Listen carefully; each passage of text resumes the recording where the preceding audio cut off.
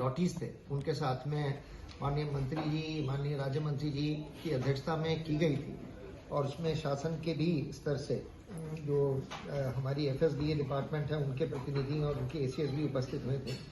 तो medical device park में एक अच्छी रुचि आई है और ये हमारे लिए एक फोकस सेक्टर भी है उत्तर प्रदेश में।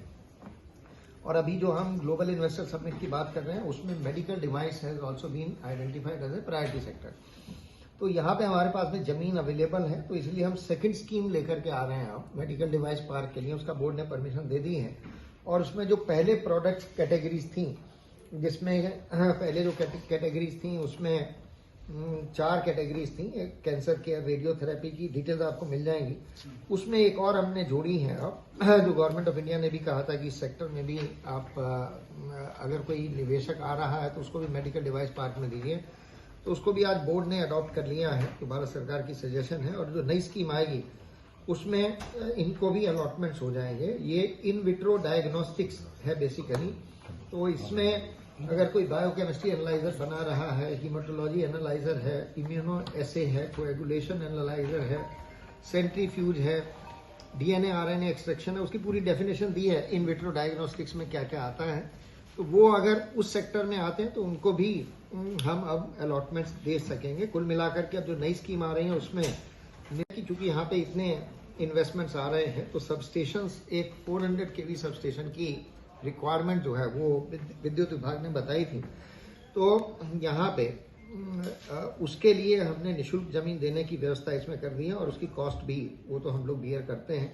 तो दोनों ही ये जो है अब पावर की अवेलेबिलिटी सफिशिएंट रहे उसके लिए व्यवस्था यहाँ पे कर दी है।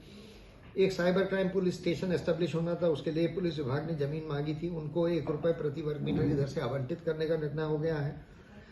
एक यहाँ पे एक और दिक्कत आ रही थी, जो मुआवजा बंटना है 64.7% जो बंट रहा है, उसमें कुछ लोग हैं जिनकी जो ओरिजिनल फार्मर्स थे उनकी डेथ हो गई और उनके वारिसान की संख्या काफ़ी है।